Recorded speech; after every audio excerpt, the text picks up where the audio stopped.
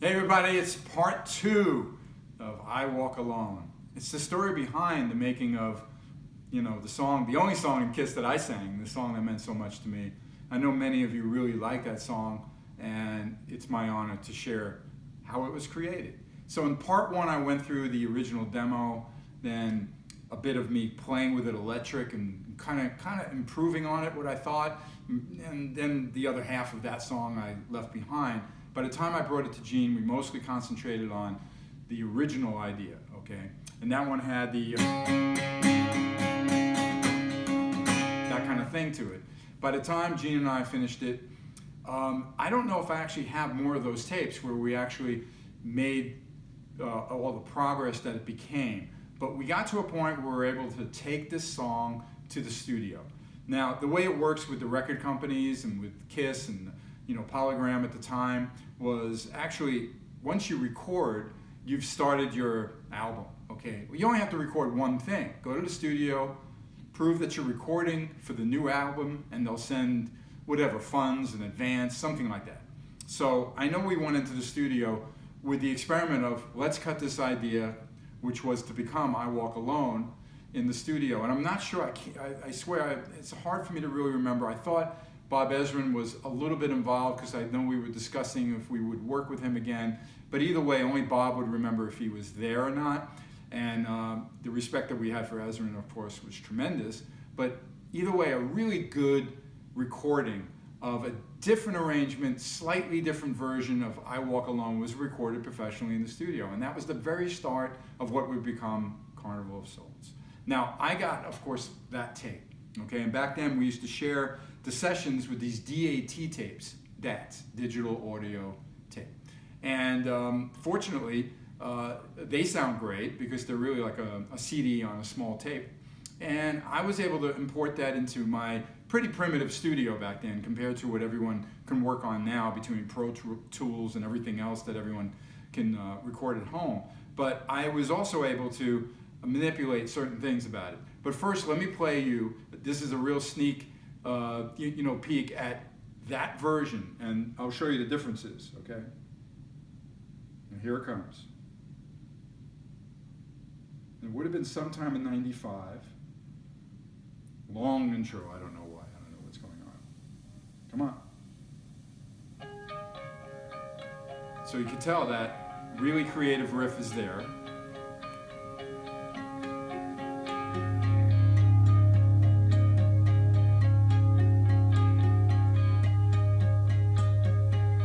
Swell and some backwards guitars. Big hit there, right? You're not going to hear any vocals on this. Here's Gene's bass, excellent, just like I Walk Alone. By the way, Gene played the bass on I Walk Alone, not Bruce. That's incorrect on the internet. Nobody has that tone. He's the demon.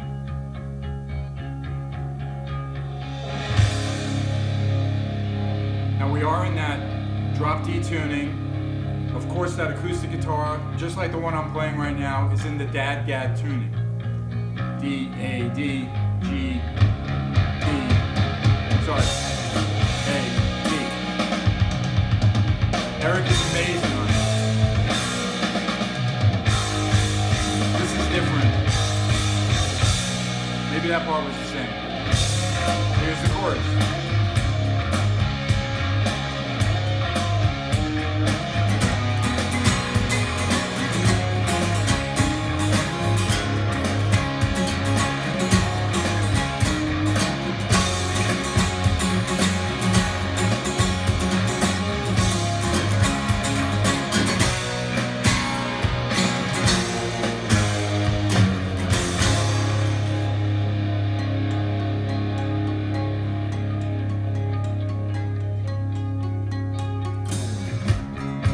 Bass again, second verse. Big kick drum from Eric. And all the stuff is really very, very similar to the final, version. The biggest part is going to come up after the second chorus. Huge power chords. Makes me really proud to know that we were already kind of committing to this song by starting a recording for for the album with it when it wasn't really done. But wait until I was able to manipulate this one.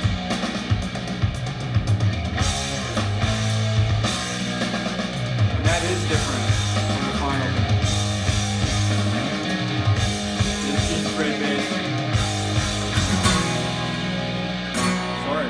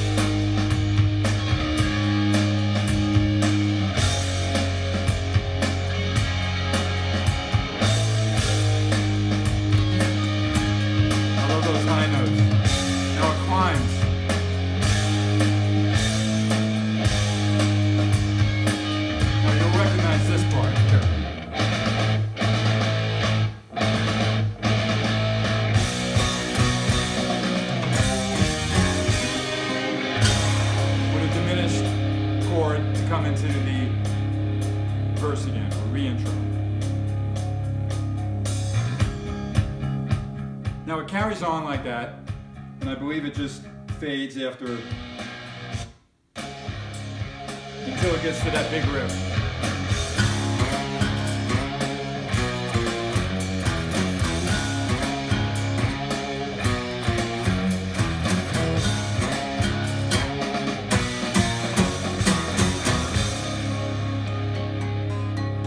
Now why is that important? Okay, so we have two parts in this early demo that we recorded in the studio that became my experiment, which became my joy in my love of Beatles, Jimi Hendrix, and how was I going to be creative with that? There was something about the bridge that just didn't strike, it just didn't tickle my fancy, as we say, quite enough, okay? So that bridge was completely different. And what my challenge was how can I make it more interesting?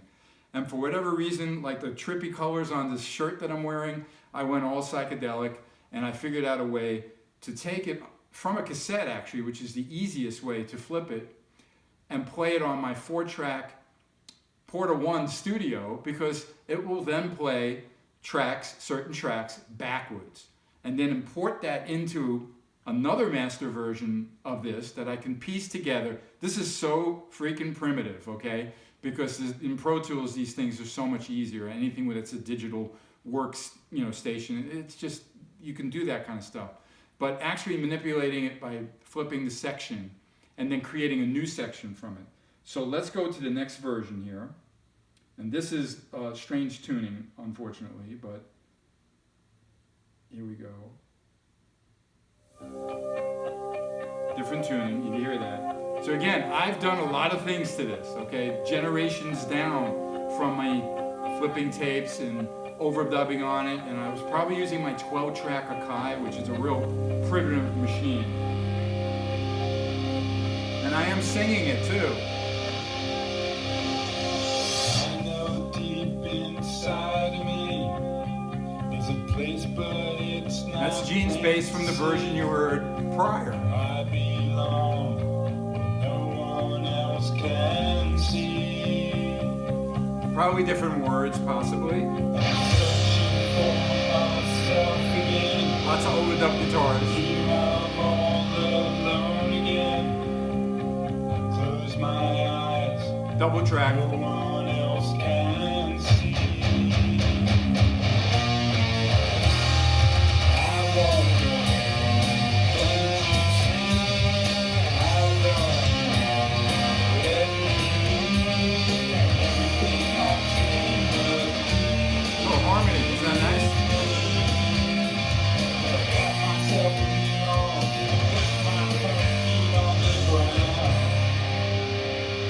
Second verse is going to be the same. Let me move it ahead here.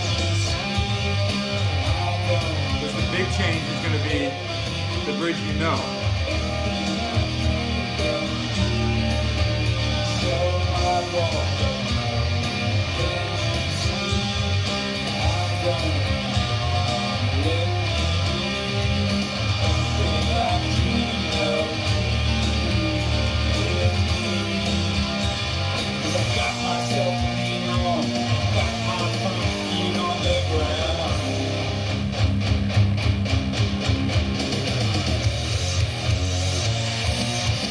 need to stop it for a second. Now you hear that riff.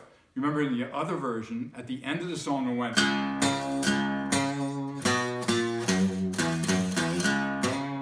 This is the riff backwards, okay? I'm not in the same tuning as that, I'm sorry about that, but it's the same as.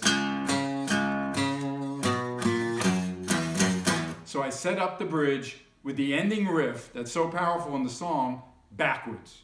And then it goes into all of this solo.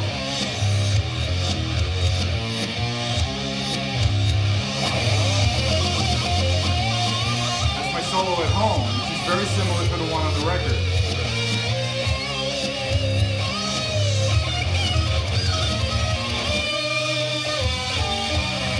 That's the bridge backwards.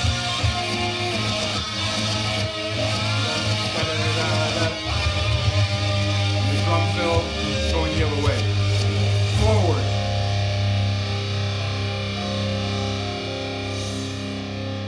So 2 sections of the demo that we recorded in the studio, I flipped around to create the new bridge, of which I played that solo.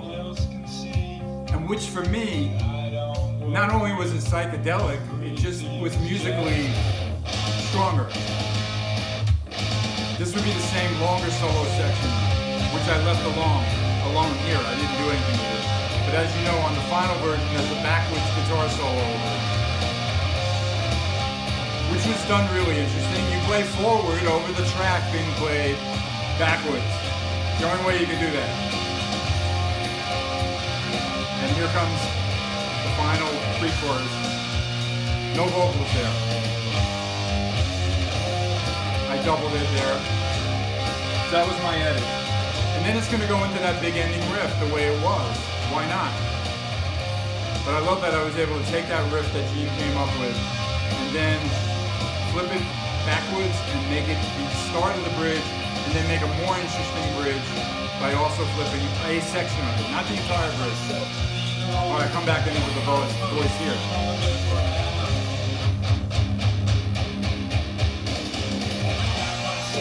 And here would be the big riff.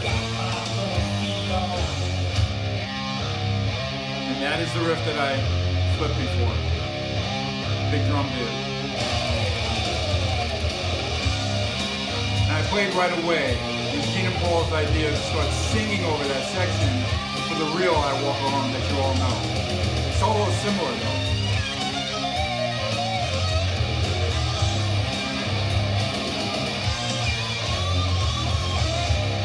Gently coming down with that big whammy bar there. I actually didn't use any of that on the final. Fading on that really hypnotic riff that Gene came up with that worked so well. Now check it out. I got really spacey. You hear the waves crashing? I don't know. I had fun with it. I thought it would make it like a some sort of a trippy ending, you know, like that person who walked alone is walking off into the ocean or something, you know.